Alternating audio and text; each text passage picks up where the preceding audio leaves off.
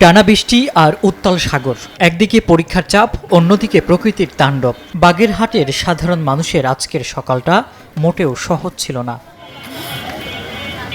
বঙ্গোপসাগরে সৃষ্ট মৌসুমী নিম্নচাপের প্রভাবে উপকূলীয় জেলা বাগেরহাটে চলছে বৈরী আবহাওয়া।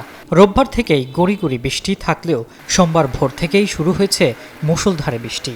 আর এই হঠাৎ বৃষ্টিতে চরম দুর্ভোগে পড়েছেন স্থানীয় বাসিন্দারা। বৃষ্টির সময় পরীক্ষা দিতে অনেক কষ্ট হয়, তারপরে ড্রেস ভিজে যায়। ধীরে ধীরে বৃষ্টিতে আমাদের ওই জ্বর হয়, অনেক সর্দি কাশি হয়। বর্তমানে এই বৃষ্টিতে ভিজে আমি অসুস্থতে ভুগছি। বৃষ্টিতে বাগেরহাটের অবস্থা খুব খারাপ। গাছ কলেজের পরীক্ষার জন্য রাস্তার যানজট, বাগেরহাটের ড্রেন, রাস্তাঘাট সব তলায় যায় এই বৃষ্টির কারণে। সব মশার বিরুদ্ধে সুরক্ষা দিতে এলো বসুন্ধরা এক্সট্রিম অ্যারোসল, মশার বিরুদ্ধে এক্সট্রিম সুরক্ষা। সবচেয়ে বেশি বিপাকে পড়েছে স্কুল কলেজের পরীক্ষার্থীরা। সকাল 9:30টার দিকে তীব্র বৃষ্টি অপেক্ষা করে ভিজে ভিজেই তাদের পরীক্ষা কেন্দ্রে ছুটতে দেখা গেছে। এদিকে বৃষ্টির সাথে সাথে উত্তাল হয়ে উঠেছে বঙ্গোপসাগর। জোয়ারের কারণে নদ নদীতে স্বাভাবিকের চেয়ে পানি অনেকটাই বৃদ্ধি পেয়েছে। পরিস্থিতি বিবেচনায় মোংলা সমুদ্র বন্দরকে 3 নম্বর স্থানীয় সতর্ক সংকেত দেখাতে বলেছে আবহাওয়া বিভাগ।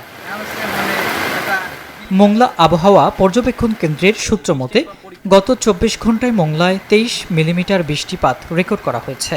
সাগর উত্তাল থাকায় এবং নিম্নচাপের প্রভাব থাকায় আগামী আরও 2 থেকে 3 দিন এই বৃষ্টিপাত অব্যাহত থাকতে পারে।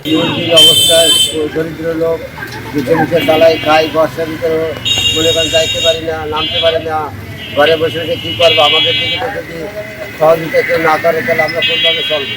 পেটের তাগিদে ও জীবিকার টানে এই দুর্যোগের মধ্যেও ঘরের বাইরে বের হতে হয়েছে খেটে খাওয়া সাধারণ মানুষকে। বৃষ্টিতে ভিজে কাজ করছেন অনেকে। দিনমজুর ও রিকশা চালকরা জানাচ্ছেন, বৃষ্টির কারণে রাস্তায় মানুষ কম, তাই আয় রোজগারও কমে গেছে। দুর্ভোগ যেন তাদের পিছুই ছাড়ছে না।